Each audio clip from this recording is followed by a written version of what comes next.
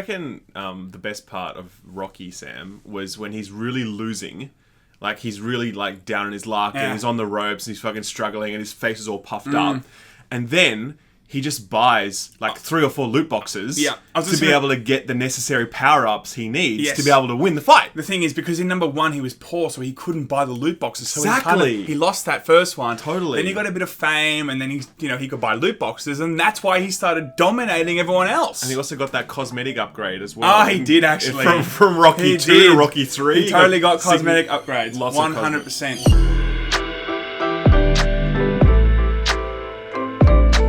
Ladies and gentlemen, welcome back. We are here today talking about the newest shitstorm that just sort of... the new abomination. Wafted over the gaming industry. There seems to be a new waft every day at the moment. But here it is. Of course, we're talking about Electronic Arts. They have just released their beta for the new UFC 3. It's in closed beta right now, so not anyone can play. It's only a select group of people. Some media outlets have got their hands on it. They say it's an absolute catastrophe of the highest order. I just want to say, like, after this whole Battlefront thing, I genuinely thought that any game that they're going to bring out next, they were going to be smarter about how they fuck you over. All right.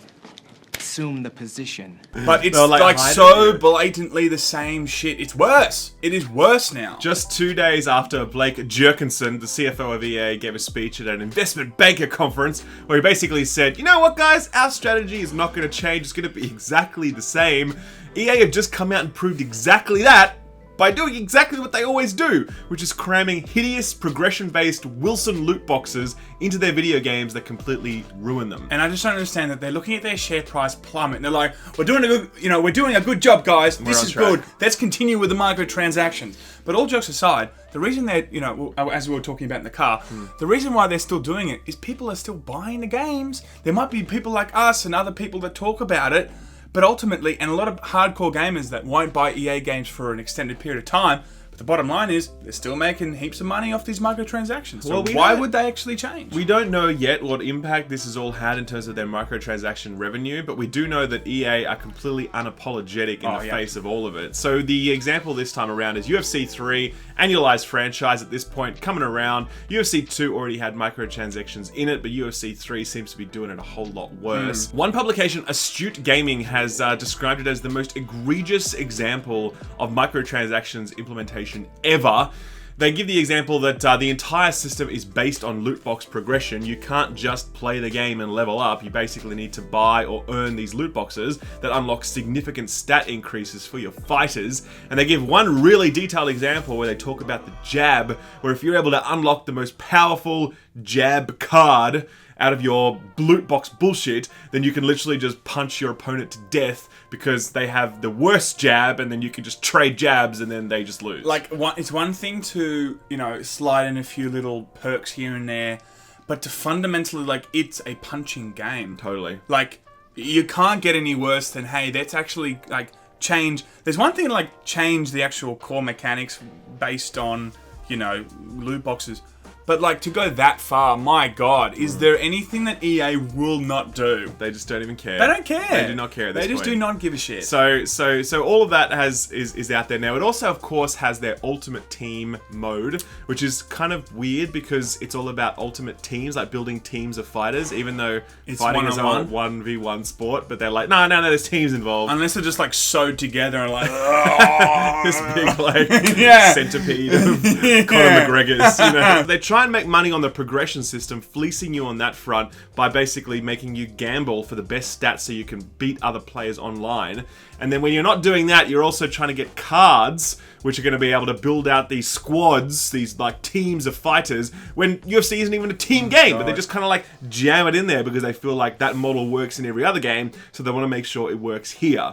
So it just feels like EA, as I said, it completely unrepentant. They have no interest whatsoever in listening to any of the feedback that we have provided them about this. So that's why it's necessary for us to keep coming at them. 100%. We don't have access to this closed beta, but Astute Gaming have done a really good article here, and they've really broken down why this system just feels like the game is unplayable at its current point unless you spend money. And that's just terrible because people have already spent $60 when they actually acquire this product, and that's just the ticket to ride, so to speak. That doesn't even get you started. And I just want to say also, although it's very evil, it also feels slightly lazy to me in terms of like they're just putting the same systems in every single game. Totally. If they're going to be evil with their microtransactions, you would expect at least that each game would have its own flavor of how they want to do it. 100%. You know? But there's no diversity at all now in any of these microtransaction games with EA. Like, you know, I think if they slightly diversified how they were kind of introducing it to the player,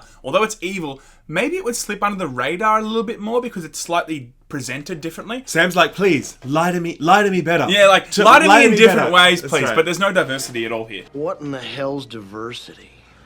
Well, I could be wrong, but I believe diversity is an old wooden ship that was used during the Civil War era. And apparently the game is also just a shit game, by the way. I mean, I never liked UFC, to be honest. So neither did I. But this article here, Astute Gamer, says that the game is just a train wreck in terms of the animations and the hit detection and everything. He just says it's a shitty fighting game. I want to see the comment section. I've never never laughed more at video game gameplay than the glitches that you find in UFC 2. Barboza is finding a hole. I'm in the game of spinning plates.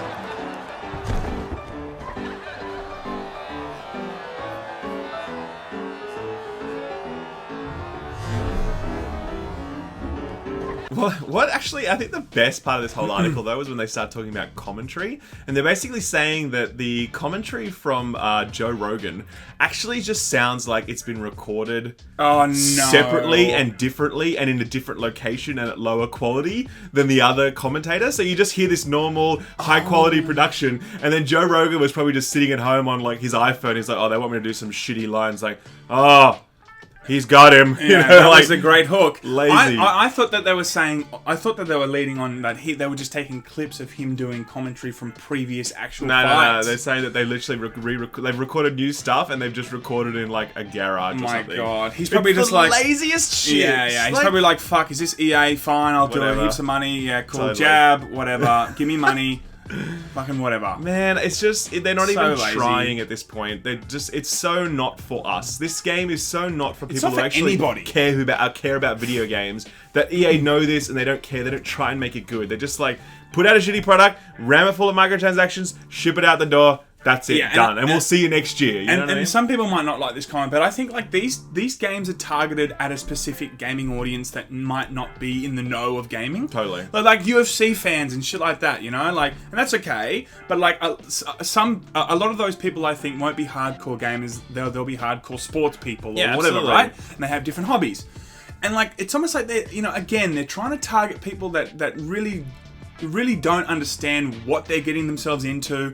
They don't understand, you know, the current conversation around loot boxes. Yeah. And they just sign up for a game. They've paid $80 or $60 for a game that they will continue to have to spend more money on. And it's like, it's such a trap of EA, you know? It's a trap! It's a trap! Because they're ultimately giving a product to a specific uninformed audience. That's true, I think. You know? I think that's 100%. true. It's just like so shit. But like, you know what? It's EA. Like, come on. It'd be different if like, CD Projekt Red was doing that. Do you reckon, like, oh, I've lost all faith. I've lost all faith. Do you reckon the UFC fighters are gonna boycott EA over this and be like, dude, no, we can't have our images in this game? I definitely think that's not gonna happen. Definitely not gonna happen. They're like, how much? I don't think this is fair. Here's $1 billion. You know what? I like this game. This is a fantastic game. Play it. Wouldn't it be super cool if Conor McGregor came out? Actually, he's the only one that I think that would. He'd be like, he would just walk up to the EA. CFO yes. punch him in the head. 100%. And then after that, he'd be like the saint of gaming. Yes. Everyone. Yes. Like, he would actually make an appearance in every game then. They'll just find some way to implement his face into every game. Totally. Like The Witcher 4, you're like, oh, okay, well, that's his face now, I guess. That's right. That's weird, but whatever. So you're fine assisting in genocide. That doesn't strike you as incredibly wrong, really? I can't believe we fucked. He'd be the hero that Reddit deserves and needs. So, please, Conor McGregor, you're the only one that can save us. Please, go and roundhouse. Please, Conor McGregor. Roundhouse kick EA in the head. You're our only hope. You are our only hope.